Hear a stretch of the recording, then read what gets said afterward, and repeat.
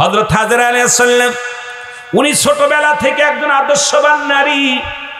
বাবা গরিব হলেও মেয়ে পর্দার মধ্যে নামাজি, বড় বুজুর্গ, বড় আল্লাহওয়ালা। এত বুজুর্গ কোন বেগানা পুরুষের চেহারা দেখে না। ও মুসলমান, যখন বালক থেকে সাবালক থেকে সাবালিকা হলো, এর মধ্যে হযরত হাজরা আলাইহিস সালামের বাবা জান ইন্তেকাল করেন। হাজরার ইন্তেকাল করার পর বাবা যখন মৃত্যুবরণ করলেন, গরিব সংসার, মাকে নিয়ে চলতে পারে না। মা বাড়ি বাড়ি কাজ করে, অনেক কষ্ট করে। মা মেয়ে দুজনেই মিলে সংসার চালায়, পেটে ভাতে কাজ করে সারাদিন। বলে মানুষের বাড়িতে জব কোটে, এই জব ফেসে ফেসে যা পায় তা দিয়া জীবন জীবিকা করে। মানুষের বাড়িতে জির কাজ করে, তা দিয়ে চলে, কিন্তু পর্দা ছাড়ে না, মাওলার জিকির ছাড়ে না। হযরত হাজরা আলাইহিস সালাম খুব গুণবতী ছিলেন, তৎকালীন জামানার সব চাইতে রূপবতী মহিলা ছিলেন। জোরে জোরে চিল্লায়া বলা যাবে না সুবহানাল্লাহ? এ মুসলমান, গভীর মনোযোগ। আর হযরত হাজরা আলাইহিস সালামের বাবার নাম ছিল জুলাইন। নাম কি? জুলাইন ইন্তেকাল করলেন। আমি শুধু বোঝানোর জন্য কয়েকটা কথা বলে যাই। জুলাইন যখন ইন্তেকাল করলেন, হযরত হাজরা দিন অনেক কষ্ট করে চলতে লাগলেন, কাঁধে চোখের পানি ছেড়ে, আমার আল্লাহ, ও আমার আল্লাহ, স্বামী আমার বাবা জান দুনিয়ার মধ্য থেকে চলে গেছে, এখন আমি কি ঈমান বাঁচাতে পারবো? আমার ইজ্জত রক্ষা করতে পারবো? তৎকালীন জামানায় মিশরের তিনা নগরে একটা মেলা হয়। তিনা নগরে, মিশরের তিনা নগরের মিশরে জন্মগ্রহণ করেন হযরত হাজরা আলাইহিস সালাম। আর মিশরের তিনা নগরে বিশাল একটা মেলা হয়, আজকের এই মাহফিলের মেলার মতো। হাজরার মাও কান্দে, হাজরাও কান্দে। মা বলে, মারে, তোর বাবা মারা গেছে, চল যাই একটু মেলায় গেলে মনটা ভালো হবে, দেখে আসি, মেলায় যাই। হাজরা কয়, মা চলো যাই, মেলা দেখে আসি। মুসলমান, এই মিশরের তিনা শহরের মধ্যে বিশাল মেলা। আর ওই মেলা দিতেন কে দিতেন জানেন? তৎকালীন জামানার দুষ্ট বেঈমান নারী পোষিত নারী ভোগকারী একজন পুরুষ, নাম হলো রাজা সাধন। ওই রাজা সাধন ওই এলাকার মধ্যে বাস করতেন। ওই মেলার মধ্যে যত সুন্দরী নারী আসতো, ওই নারীগুলো এক এক করে ভোগ করত। এটাই ছিল তার একমাত্র পেশা, এটাই ছিল তার নেশা। আর ওই রাজা সাধনের এক নাম্বার উজিরি ছিল ইমরান। জোরে জোরে চিল্লায়া বলা যাবে না আল্লাহু আকবার? কয়েকটা কথা বলে যায়। আজকে অনেক মাহফিলে গেলেই দেখি মেলা, মাহফিলে দেখি খালি দেই মেয়েরা খাই ঠেলা। আর কমিটি কয় ভালা, আরে কিসের জন্য মাহফিল দাও? ওই চুরির মেলা যদি দাও, জিলাপির মেলা যদি দাও, ওগুলো নিয়েই চলো, জান্নাতের বাগান সাজায় লাভ নাই। জোরে বলেন ঠিক কিনা? আবার যদি এরা আবার ওলি আল্লাহদের বিরোধিতা করে কথা কয় অমুক পীরের দরবারে মেলা হয়, কথা কয় না? কিন্তু তোমার মাহফিলে যে বিশাল মেলা, কথা কয় না? ঠিক কি না? কথা বলতেই হবে, এই জন্য একটু পর্দার কথা বলে যায়। ওই শহরের মধ্যে কিশোরী হযরতে হাজরা আলাইহিস সালাম যখন আসলেন, রাজা সাধনের নজরে পড়ে গেলেন। রাজা সাধন ডাকতে বলে, উজির ইমরান, ও আমার বিশ্বাস্ত উজির ইমরান, শোনো, আমি ওই মেলার মধ্যে দেখেছি এক সুন্দরী নারী। এত সুন্দর নারী আমার নজরে কোনোদিন পড়ে নাই। এত চেহারা আলা, এত রূপালা নারী আমার নজরে পড়ে নাই। তুমি আমারে এত নারী এনে দাও, কিন্তু এত সুন্দরী নারী কেন এনে দাও নাই? একে কেন এনে দাও নাই? ইমরান বলে, হুজুর, আমি রেখেছি, আপনার যত্ন করে রেখেছি ওই নারীটারে, কারণ বিশেষ একটা দিনে আপনাকে এনে দিব, যাতে আপনি মজা মেরে ফুর্তি করতে পারেন, আনন্দ করতে পারেন, এই জন্য আমি ওটা যত্ন করে রেখে দিছি। কয়, তাই নি রে ইমরান? কয়, জি হুজুর, আপনার জন্য রেখে দিছি। তাহলে আমার আর দেরি হয় না, তাড়াতাড়ি যাও, নিয়ে আসো। আল্লাহু আকবার বলেন। রাজা সাধন কয়, তাড়াতাড়ি নিয়ে আসো, দেরি হয় না। এ মুসলমান শুনে নাও, এদিকে হযরত হাজরা আলাইহিস সালাম ওই রাজা সাধনের লোকজনের চাউনি দেখে টের পেয়েছে আজকে আমার ইজ্জত চলে যাবে। মাকে ডাকতে বলে, মা, এই মেলায় তুমি আমার আনলা, ওই মানুষগুলো কেন যেন আমার আরে তাকায়, আমার দিকে নজর দেয়। মা গো, তাড়াতাড়ি চলো, মেলা থেকে তাড়াতাড়ি বাড়ি ফিরে চলো। মাকে নিয়ে চলে গেলেন। এদিকে ইমরান খুঁজতে চলে গেলেন। আর রাজা সাধন বাড়ি এসে খাস কামরার মধ্যে মদ পান করে, বিশাল মদ পান করে অপেক্ষা আছে কখন যেন সুন্দরী নারী আসবে, ওই নারীর সঙ্গে আনন্দ ফুর্তি করবে। এই আশায় মুসলমান শুনে নাও, রাজা সাধন অপেক্ষা আছে। এদিকে ইমরান সারা মহল্লা, সারা মেলা তন্ন তন্ন করে খুঁজলেন, কোথাও বিবি হাজেরার সন্ধান পাইলেন না। পাগল হয়ে গেলেন। এখন এই মেয়ে কি কোনো মানুষ না দানব নাকি জিন? এই মাত্র দেখে গেলাম, এখন কোথায় গেল? পুরো মেলাটা 4 বার ঘুরলে দিলেন। একবার নয়, দুবার নয়, মিশরের তিনা শহরের মধ্যে ওই মেলার মধ্যে একবার নয়, দুবার নয়, 4 বার রাজা সাধনের লোকজন ঘুরলে দিলেন, খুঁজতে লাগলেন, কিন্তু খুঁজে পাইলেন না। এসে ডাকতে বলে, হুজুর হুজুর একটা কথা ভয়ে ভয়ে বলবো, আমি বলবো কি বলবো না? ইমরান রে কি হয়েছে বলো? হুজুর পুরো মেলার ময়দান আমি ঘুরলাম, ওই মেয়েটাকে, সুন্দরী মেয়েটাকে খুঁজে পাইলাম না, খুঁজে পাইলাম না। রাজা সাধন বলে, তোমাকে আমি সময় দিলাম, তাড়াতাড়ি যাও খোঁজো, যদি এনে দিতে না পারো তোমাকে শিরচ্ছেদ করা হবে, তোমাকে কতল করা হবে, কারণ ওই সুন্দরী মেয়েকে আমি চাই, চাই, যে কোনো মূল্যে চাই।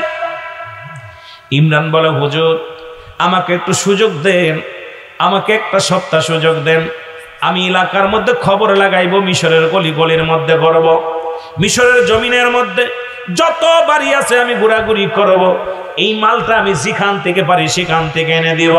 চিন্তার কোনো কারণ নাই, আপনার দুঃখের কোনো কারণ নাই, আপনি আমার পরে আস্থা রাখেন, আমি যাব খোঁজার জন্য। মুসলমান 1000 সৈন্য নিয়ে, 1000 সৈন্য নিয়ে এ মুসলমান উজির ইমরান চললেন। হযরত হাজের রাদিয়াল্লাহু তাআলার কর্মে হযরত হাজের আলাইহিস সালামকে খোঁজার জন্য রওনা হয়ে গেলেন। কোথাও খুঁজে খুঁজে পাইলেন না। মুসলমান এদিকে হাজরা আলাইহিস সালাম বাড়ি যায়, মাকে বলেন, মা মা গো, এই ঘরে থাকা নিরাপদ নয়, কারণ রাজা সাধনের লোক আমারে দেখে ফেলেছে, যে কোনো মূল্যে আমাকে খুঁজে বাইর করবে। মা গো, আমাকে লুকাইতে হবে, আমার ইজ্জত রক্ষা করতে হবে, যদি আমার ইজ্জত রক্ষা করতে না পারি আল্লাহর আদালতে আমি কি জবাব দিব, আমি কি জবাব দিব? আজকে মুসলমান, আমার নবী বলছে 2টা জিনিস যে ব্যক্তি হেফাজত করবে, আমি নবী হাত ধরে জান্নাতে নিব। 1 নাম্বার হলো 2 গালের মধ্যে বস্তু জিহ্বা, 2 পায়ের মধ্যে বস্তু, যেটা পুরুষ লিঙ্গ স্ত্রীলিঙ্গ, একমাত্র স্বামী স্ত্রী ব্যতীত অন্য কোন পুরুষের কাছে যাবে না, অন্য কোন নারীর কাছে যাবে না। আল্লাহ নবী তার হাত ধরে জান্নাতে নিবে। আর এখনকার মেয়েরা প্রেম নামের ছলনা, শুধু প্রেম করতে দেরি, হোটেল ভাড়া করতে দেরি নয়, পার্কে যাইতে দেরি নাই, আল্লাহর আদালতে কি জবাব দিবি, রাসূলের দরবারে কি জবাব দিবি, আমার বুঝি আসে না। জোরে জোরে বলো ঠিক কিনা? আমার ভাইয়েরা, আমার বন্ধুরা, আমার হাজেরা বলেন, মা ও মা, আমার ইজ্জত আমি বাঁচাইতে পারবো না, লুকাইতে হবে। বলে, তুমি নানা বাড়ি চলে যাও। বলে, মা নানা বাড়ি খুঁজে বাইরে করবেন। কই খালা বাড়ি যাও, কই খালা বাড়ি খুঁজে বাইরে করবে। কোনো বান্ধবী বাড়ি যাও, খুঁজে বাইর করবে। মা গো তুমি বাজারে যাও, কয় বাজারে খুঁজে বাইর করবে। মা গো, রাজা সাধনের নজর খারাপ, কারণ এই নজর দিছে, এমন নজর দিছে আমার ইজ্জত চলে যাবে গো মা। আমি আমার মাওলার দরবারে কি জবাব দিব, আমার সতীত্ব যদি রক্ষা করতে না পারি। আমার মারা যারা সুয়াজ শুনতে আজকে ওয়াজ একটু শোনো। আরে তোমাদের ইজ্জতের কত দাম, কত সম্মান, তোমাদের কত দাম, আর তোমরা বিলিয়ে দাও, আজকে দুনিয়ার মধ্যে বিলিয়ে দাও। আরে আল্লাহর দরবারে কি জবাব দিবি? ইয়াউমাল কিয়ামতের ময়দানে ওই সমস্ত নারীরা যারা দুনিয়ার মধ্যে বেগানা পুরুষ, বেগানা নারীদের সঙ্গে মিলামিশা করবে, ইয়াউমাল কিয়ামতের ময়দানে হযরত হাজরা আলাইহিস সালাম ডাক দে বলে, কি বলে শুনে নাও মা, আমি জঙ্গলে যাব, জঙ্গলে যা বাস করব মা, জঙ্গলে গেলে আমারে খুঁজে পাবে না। হাজেরা চলে গেলেন, জঙ্গলের দিকে রওনা হয়ে গেলেন। মা জননী পিছন থেকে কান্দার বলে, বাবারে আমার সঙ্গে নিয়ে যা, মা আমার সঙ্গে নিয়ে যা। কই মা, রাজা সাধনের লোকজন যখন এসে দেখবে বাড়ির মধ্যে তুমি নাই, মা গো আমাদের খুঁজে বাইর করবে। মা গো তুমি থাকো, ঘরের মধ্যে থাকো, তাদের বুঝ দিও। আমি রওনা হয়ে গেলাম, আমার ইজ্জত যেন আল্লাহ রক্ষা করে, কোনো বেগানা পুরুষ যেন আমার ইজ্জত নষ্ট করতে না পারে। মা মা বলে চিৎকার মারতে মারতে রাতের অন্ধকারে জঙ্গলায় চলে গেলেন।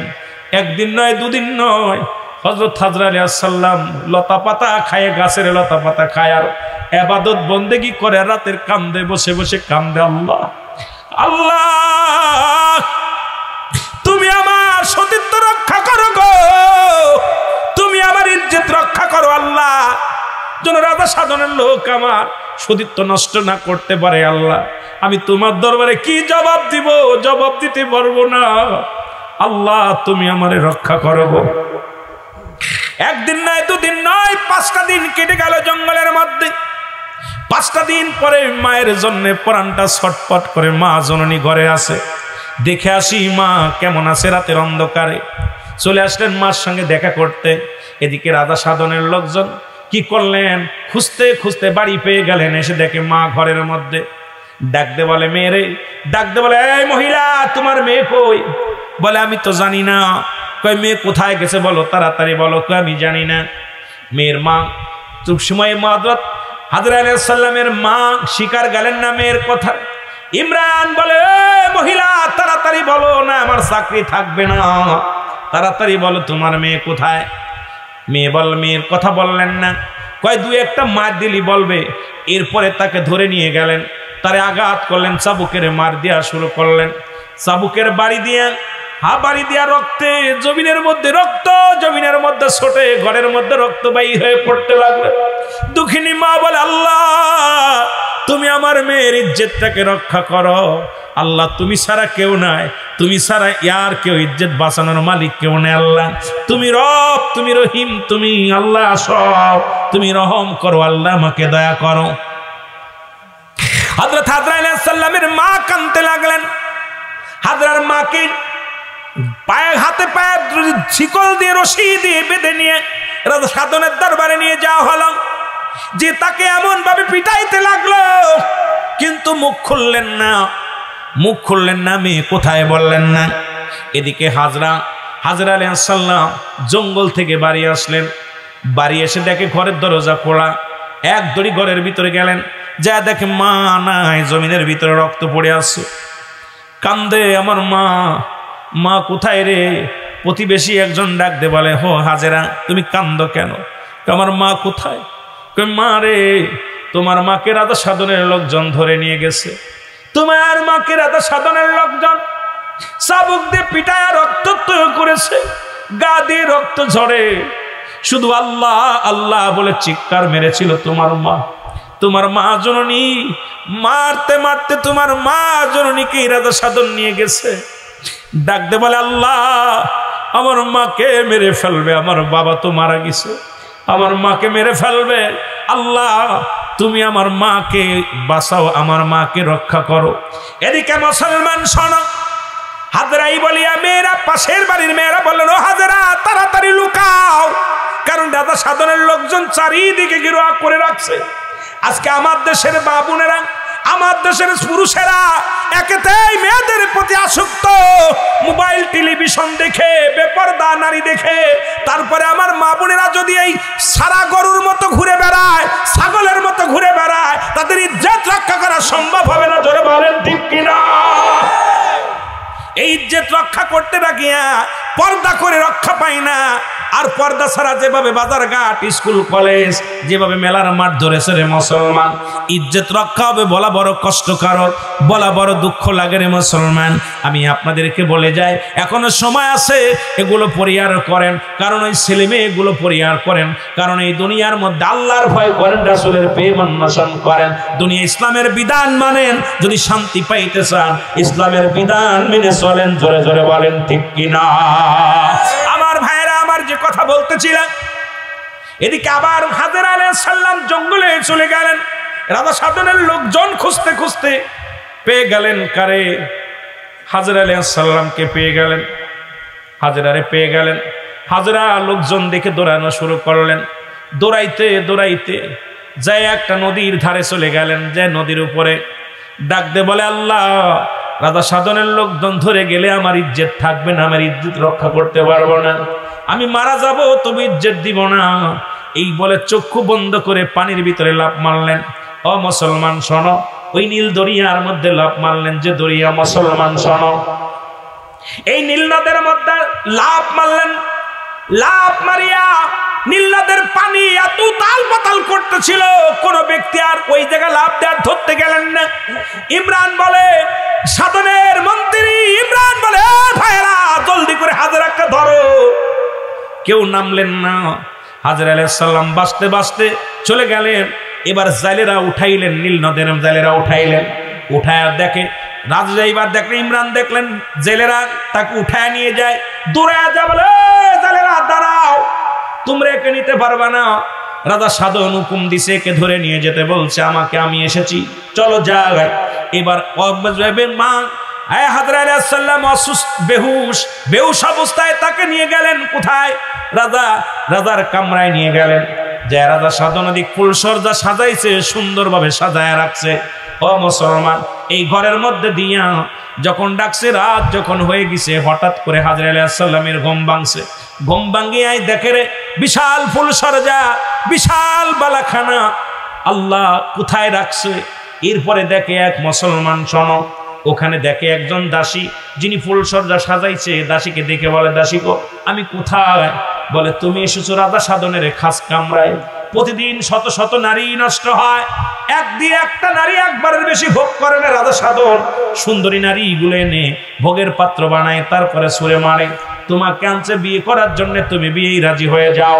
তোমার সতীত্ব নষ্ট করবে, তুমি তার চাইতে বিয়ে করতে রাজি হও।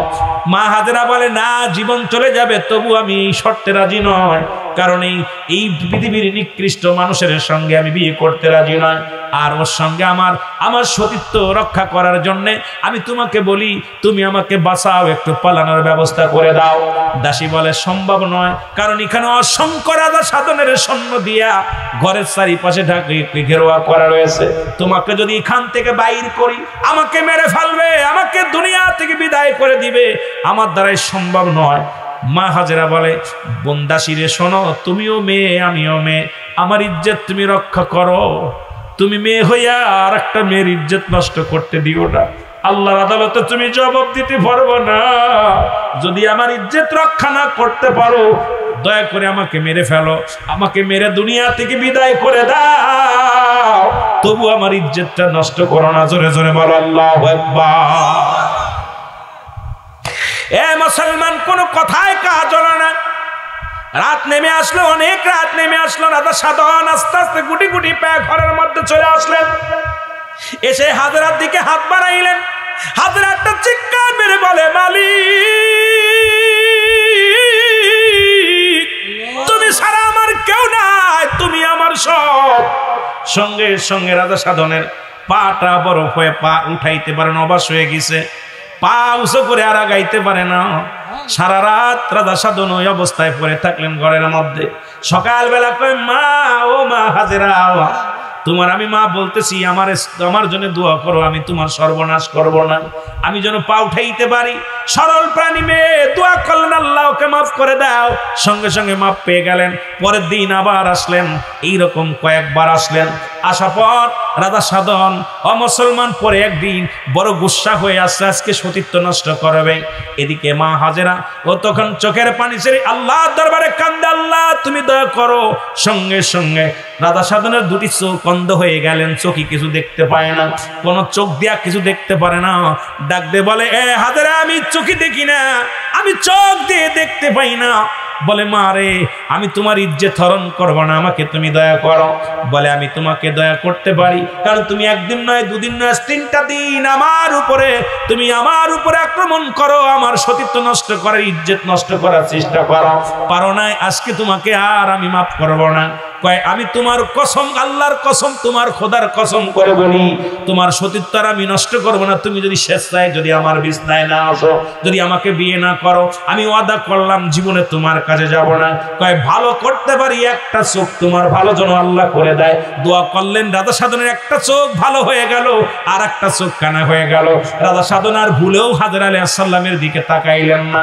দাসী ডাকতে বললেন, ইমরান, তাড়াতাড়ি আসো।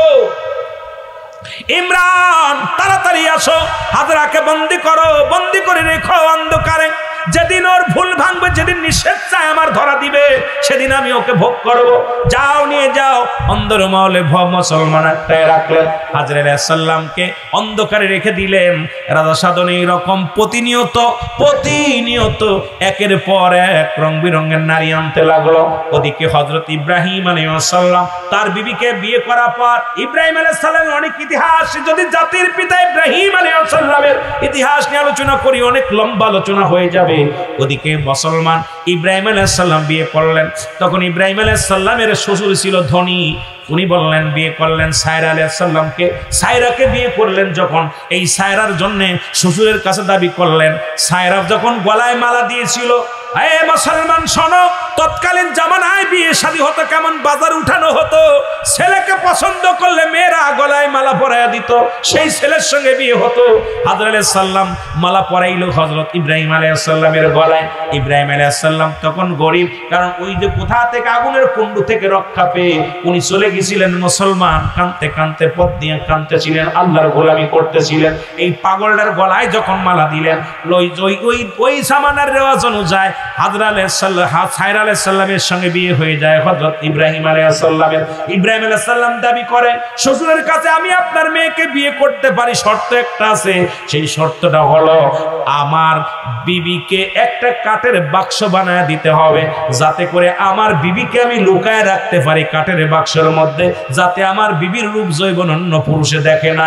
আর আমাদের যুগের ছেলেরা এখন বউরে পাল্লা বিউটি পার্লারে সাজাইয়া বিয়ের দিন যাইয়া, বড় বড় যুবকরা শোন, বিউটি পার্লারে নিয়া বউরে জম্মের সাজান সাজাইয়া, কালারে ধলা বানাইয়া, আটা ময়দা লাগাইয়া, সগীরা গুনাহগুলো মাফ হয়ে যায়।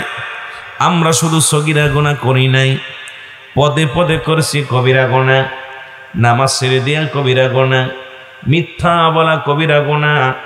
একটু আগে আমাদের ভাই বললেন 100টা মিথ্যা না বললে নাকি ভাত হজম হয় না।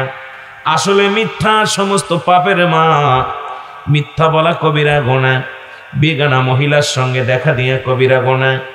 বাজার দিয়ে আসতেছিলাম, অসংখ্য নারী পুরুষ একসাথে বাজার করতেছে, একসাথে ঘোরাফেরা করতেছে। মুসলমান শুনে নাও, পৃথিবীর মধ্যে কোন ব্যক্তি যদি বেগানা পুরুষ, বেগানা নারী, যাদের চেহারা দেখা সম্পূর্ণ কবিরা গুনাহ, এত গুনাহ করছো বান্দা, এই গুনাহ থেকে যদি মাপ পাইতে চাও, আল্লামা কুতুবী রাহমাতুল্লাহ বয়ান করে, দুনিয়ার মানুষ শোনো, এত গুনাহ করার পর বান্দা যখন কবরের কথা মনে পড়ে যায়, বান্দা যখন মরণের কথা মনে পড়ে যায়, বান্দা যখন খাস্তবা করে আল্লাহ বলে ডাক দেয়, আমার আল্লাহ, জীবনের শেষ দিন, শেষ সময়ের আল্লাহ, বান্দা যখন এই গুনার কথা মনে করিয়া, এ দুনিয়ার মুসলমান, বান্দা যখন খাস্তবা করে আল্লাহ বলে ডাক দেয়, আমার আল্লাহ তাআলা ওই বান্দার জীবনের সমস্ত গুনাহগুলো মাফ করে দেয়। জোরে জোরে চিল্লায় বলা যাবে না আল্লাহু আকবার। এই জীবন নয়, এমন একটা জীবন আসবে যে দেশে গেলে মানুষের বিচার হয়, যে দেশে গেলে মানুষের হিসাব হয়, যে দেশে গেলে মানুষ আর কোনোদিন ফিরে আসে না, আসা সম্ভব নয়। এই দুনিয়ার মা ছেড়ে চলে যাব রে মুসলমান, এই জন্য সদা সর্বদাই মরণের চিন্তা করা লাগবে। জোরে বলেন ঠিক কিনা? আর একটু জোরে জোরে চিল্লায় বলেন ঠিক কিনা? এই দুনিয়ার মুসলমান শোনো, দুনিয়ার মধ্যে আসার একটা সিরিয়াল আছে, যার কোনো সিরিয়াল নাই। আছে দুনিয়ার মধ্যে আসার একটা সিরিয়াল আছে, যার কোনো সিরিয়াল নাই। দেখা যায় দাদা জিন্দা নাতি নাই, বাবা জিন্দা সন্তান নাই। সন্তানের লাশ বাবার কাঁধে, বাবার লাশ সন্তানের কাঁধে গো। কখন যেন কে দুনিয়া ছেড়ে চলে যায়, কেউ বলতে পারি না। কখন কার মৃত্যু হয়ে যায়, কখন কে দুনিয়া থেকে বিদায় লয়ে যায়। এ দুনিয়ার মানুষ শোনো, মানুষের মৃত্যু হয় দুইটা টাইমে গো। হয় দিনের বেলা না হয় রাতের বেলা। জোরে বলা যাবে না আল্লাহু আকবার। কয় টাইমে মৃত্যু হয়? দুইটা টাইমে মৃত্যু হয়। একটা হলো রাতের বেলা, একটা হলো দিনের বেলা। ও বান্দা, দিন শুরু করেছে আমার আল্লাহ নামাজ দিয়া, রাত শুরু করেছে আমার আল্লাহ নামাজ দিয়া। আজকের মাহফিলের আমার ভাইদের অনেক দাবি, অনেক আলোচনা করার কথা বলেছে। কোন দিক থেকে কোন দিকে যাব অনেক আলোচনা হয়ে রয়েছে রে মুসলমান। এরে আমার আল্লাহ দিন শুরু করেছে নামাজ দিয়া, রাত শুরু করেছে নামাজ দিয়া গো। ও বান্দা, দিনের শুরু হলো ফজর, রাতের শুরু হলো মুসলমান মাগরিব। ও মুসলমান শোনো, আজকে মুসলমান বলে দাবি করো, সুন্নি বলে দাবি করো, আজকে মুসলমানের রাসূলের আদর্শ তোমাদের মধ্যে নাই। এরে মুসলমান, 2 রাকাত সুন্নাত নামাজ তুমি আদায় করলা, ফজরে 2 রাকাত সুন্নাত নামাজ তুমি আদায় করলা, সঙ্গে সঙ্গে তুমি হয়ে গেলা আমার রাসূলের প্রেমিক। এখন 2 রাকাত ফরজ নামাজ তুমি আদায় করলা, সঙ্গে সঙ্গে তুমি হয়ে গেলা আমার আল্লাহর গোলাম। এখন যদি দিনের মধ্যে তোমার মৃত্যু হয়, তোমার মরণটা হবে আমার রাসূলের প্রেমিক আল্লাহর গোলাম। জোরে জোরে চিল্লায়া বলা যাবে না সুবহানাল্লাহ। এখন যদি বলি ভাইজান, কজন মানুষ ফজরের সালাত আদায় করেছেন, সুন্নাত পড়েন নাই, নবীর প্রেমিক হওয়া সম্ভব নয়, ফরজ পড়েন নাই, আল্লাহর গোলাম হওয়া সম্ভব নয়। এই দিনের মধ্যে যদি মরণ হয়ে যেত, বেঈমান হয়ে মারা যেত রে মুসলমান, রাসূলের ভালোবাসা তো দূরের কথা, আল্লাহ রব্বুল আলামিন তোমারে ওই মুসলমান স্বীকৃতি দিবে না। কি বলিয়া? বান্দা বান্দি বলিয়া স্বীকৃতি দিবে না, নবী আমার উম্মতি বলে স্বীকৃতি দেবে না। তুমি কিসের মুসলমান? ও মুসলমান শুইনা নাও, এখন মুসলমান দিনে মৃত্যু হয় না, রাতে তোমার মৃত্যু হবে, এর মধ্যে কোনো সন্দেহ নাই। এ মুসলমান, রাতের শুরু হলো মাগরিব, মাগরিবের 3 রাকাত ফরজ নামাজ তুমি আদায় করলা, সঙ্গে সঙ্গে তুমি হয়ে গেলে আমার আল্লাহর গোলাম। ও মুসলমান শোনো, এবার যখন তুমি 2 রাকাত সুন্নাত নামাজ তুমি আদায় করলা, সঙ্গে সঙ্গে তুমি হয়ে গেলে আমার রাসূলের প্রেমিক। রাতের মধ্যে যদি তোমার মরণ হয়, তোমার মৃত্যুটা হবে আমার রাসূলের প্রেমিক আল্লাহর গোলাম। জোরে জোরে চিল্লায়া বলা যাবে না আল্লাহু আকবার। সুবহানাল্লাহ বলেন। আসনা মিসা আসা। ইয়া আইয়ুহাল্লাযীনা আমানু, হে ঈমানদার বিশ্বাসীরা, সাল্লু আলাইহি ওয়া সাল্লিমু তাসলিমা। ইন্না নিচিন্নাল্লাহু আমি আল্লাহ ইউসাল্লুনা, আমি পড়েছি আলান নবী, আমার নবীর উপরে। আল্লাহ নিজে পড়ে, ফেরেশতারা পড়ে, আমার দেশের কিছু সংখ্যক আলেমরা এই দুরূদ শুনলেই নাক শিকটায়। জোরে বলেন ঠিক কিনা? ঠিক। নবী মুহাম্মদ সাল্লাল্লাহু আলাইহি, তোমার দুরুদে আসে খায় তালা, বলো তোমার দুরুদে, তোমার দুরুদ পড়ে আমার আল্লাহ তাআলা,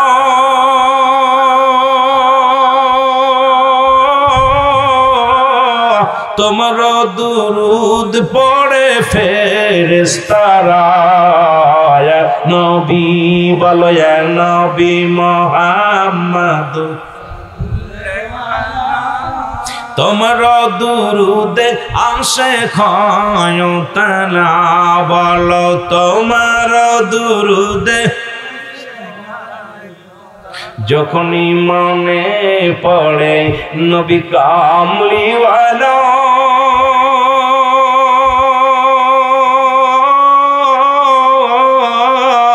দুরুদ বানায় আসে গলার মালা। এ নবী বল, যখনই মনে পড়ে নবী কামলি হলো,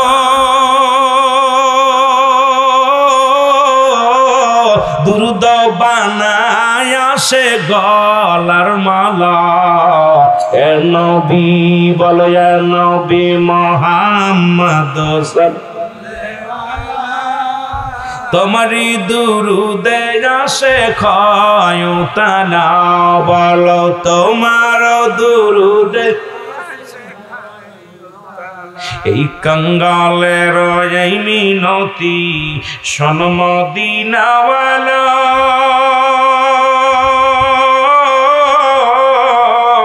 এইবার পাতলি আর এই মিনতি শোন মদিনাওয়ালা,